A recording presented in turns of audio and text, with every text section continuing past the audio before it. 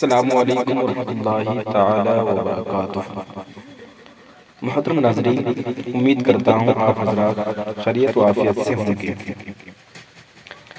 یہ ماہ مبارک یعنی رمضان مبارک جو آپ کے درمیان میں ہے، اس مہینے میں سبھی لوگ زیادہ سے زیادہ نیک کام کرتے ہیں اور نیک کام کرنا بھی چاہیے۔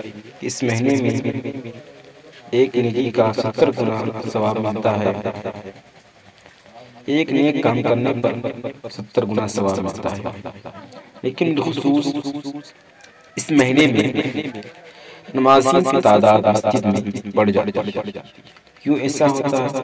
اس لیے کہ اس مہینے میں شیطان کو جکڑ دیا جاتا ہے، شیطان کو قید کر لیا جاتا ہے۔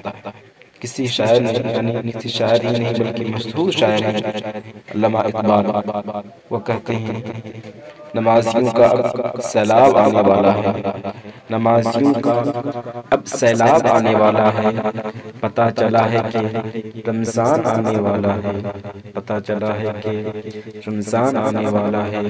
اب مسجدوں کا دائرہ بڑا کر لو، اب مسجدوں کا دائرہ بڑا کر لو، بس ایک ماہ کا مسلمان آنے والا ہے، بس ایک ماہ کا مسلمان آنے والا ہے۔